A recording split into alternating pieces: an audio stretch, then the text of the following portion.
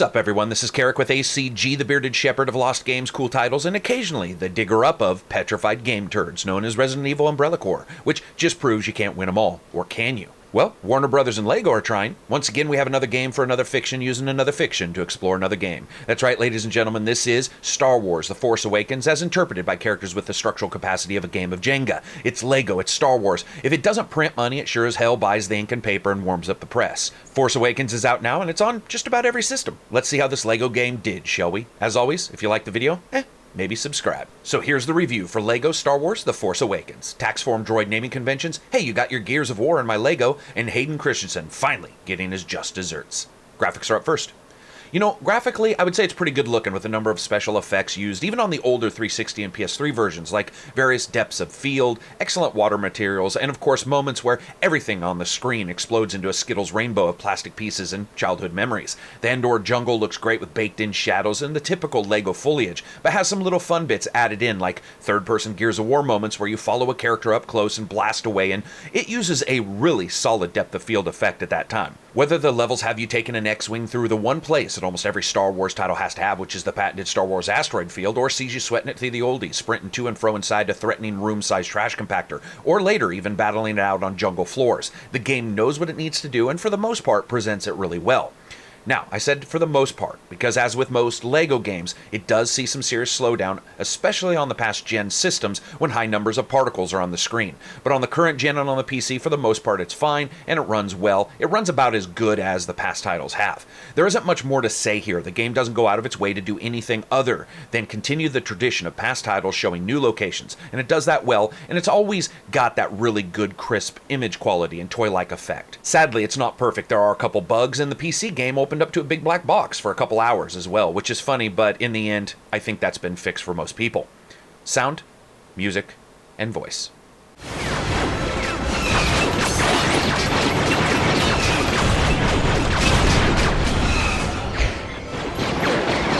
I must inform you that my circuits are quite unable to withstand moisture levels in excess of 51%. There goes nothing. And of course, sound is up first in this trilogy of audio awesome. This is some of the best sound I think I've heard in a LEGO game now. While the occasional odd mixing occurs with characters suddenly sounding like a fall or an interaction has been processed through a new technology called Earmuff 5.1, for the most part the sound spectrum is actually wide, and things like laser blasters have that small sizzle that you recognize from a mile away. What does continue to happen, though, is the odd issue where one explosion might be loud and bassy and have a good top and bottom end, while others are missing the bottom end completely. It's just really puzzling, and it's been something that past LEGO games have always had issues with, and it must be something within the game engine itself. But as a package, I'd say sound, really good. Music. I mean, come on, it's Star Wars, and with a mix of old and new alike, hating it sort of like slapping someone's grandma, it's pretty insane. The music continues the over-the-top Star Wars epics, which means dueling string sections trying to fight off what is apparently an attack by everyone in the horn chairs. That's why I've always liked the Star Wars music anyway. It's one part subtle, one part, hey sucker, I'm right here, I'm spacey, force-using, and bad guy marching kinds of awesome. And as always, that eclectic mix of that with the goofiness of LEGO really does a good job. Voice. As with most of the titles, there is both resampled and new recorded voice, and once again, the difference is noticeable. Sometimes resampled voices from the movie sound overly hushed as too much natural data had to be removed to get them into the new environments, or worse yet, they sound a bit like someone recorded them over a telephone, while new recorded voice sounds are crisp as possible. While at times it can be a little bit hit and miss, for the most part it appears like they're working from the masters in the new Star Wars movie footage, so it's normally pretty good. Also, a couple voice actors return to do some lines, which is both a hint about Carrie Fisher's past love of all things powdery, and the fact that they returned to do new voices. I would say as a complete package, it's good voice work, but still held back by the occasional terrible effects.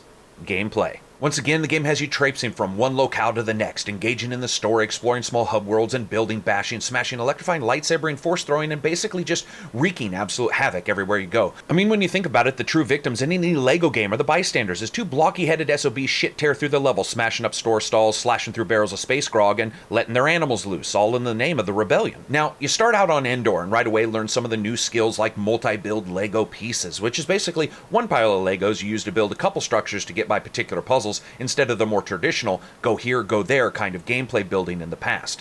While the idea to add something cool really tightens up the speed of the gameplay, it also sees a direct reflection in the function of the levels, tightening a blocking noose on freedom and exploration of the locations. Now you're sort of just going from one spot, building a fish tank, filling it with water, moving it 3 feet, then dumping it on a fire, instead of discrete discoveries spread out across those locations. While this has worked wonders for keeping workers from getting repetitive motion injury, it also results in a gameplay experience that feels narrowed from previous titles, though that could also be because there's a problem with LEGO The Force Awakens. All LEGO games are inherently indebted to the movies in which they find themselves exploring, where the Jurassic Park game had huge open worlds and parks and a massive number of locations and scenes from various movies. Force Awakens truncated the ending of Return of the Jedi, then leaps into the future when the entire bad guy force is led by someone who wears a BMX mask and uses a Fruity Loop VST to make his voice sound cool. And it takes 2 hours of fiction and tries to spread it to around 6 hours of gameplay, and man does it show. While this has been done before, it's that unique gameplay add plus this that sort of makes it feel a little bit odd. But there's some cool stuff as well. Exploration of downed Empire ships shows the continued verticality and unique crossplay gameplay loops that LEGO's always been known for. While flying TIE fighters and X-Wings may not be the most complex moments of the game, they excel at offering small snippets of chaotic goodness as you fly around the surface of Tatooine, the game's camera trying its best to mimic the original trailer's nonsensical "you spin while I spin, hey everyone spin" moments of the Millennium Falcon flying through different debris, or jetting around on a sand speeder on Tatooine, which, strangely enough, even despite its barren wasteland motif, was my favorite location of all. And some of the new character interactions like voice recognition and unlocking locations is actually a really cool side jaunt. But one of my favorite aspects is the new, more lively battles, where you build up something, jump into it, shoot some bad guys, leap down, hide behind some cover, then the enemies basically build their own heavy artillery to take you out, erect a shield, and then a mini-boss steps out and starts laying down heavy fire with the typical LEGO mentality of fill the level with stuff and see what happens. It's not like they're doing the exact same thing you are, but when you're in battle and reinforcements arrive in a massive loader and traipse out into your withering gunfire, or better yet, your droid's electrical stun weapon, it's actually pretty damn cool.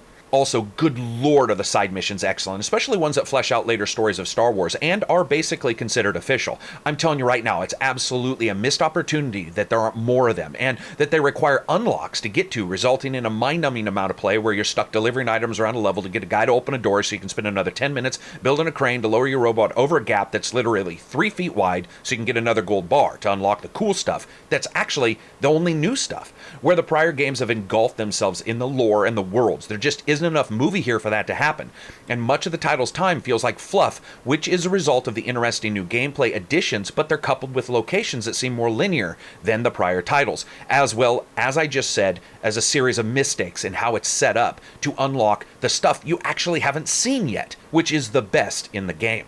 In fact, as I was playing it, much of Force Awakens really felt like an odd hit-and-miss mentality. While it's got the cool new Gears of War and LEGO moments with you blocky-headed Coltraneing it from cover to cover, the way in which it plays out is haphazard at best, slipping out of cover to fire at a stormtrooper, only to notice that the aiming reticle and your shots apparently have some kind of restraining order against one another. Or the fact that repeated playthroughs will get you some extra stuff and a couple new interactions. They make you want to smash your face into a wall when you realize in the end it's really just two different characters standing there using the same set of blocks to build the same items in the same order and not moving around, nor really covering ground or mixing it up as it was in past titles.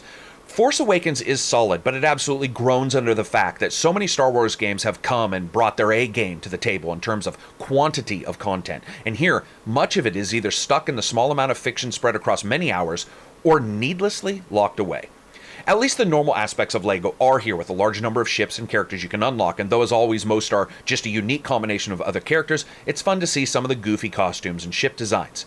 Now, one thing that the game excels in is the spirit of LEGO. In fact, despite any other misgivings, the inside jokes, overall location humor, and poking fun incessantly at the source material is some of the best, if not the absolute best, that I've ever seen in a LEGO title.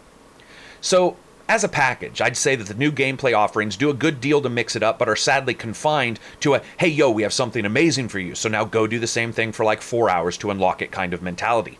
Seriously, I cannot stress this enough. The locking of the best missions in the game versus having them ingrained into the title in a series of missions is an absolute serious misstep.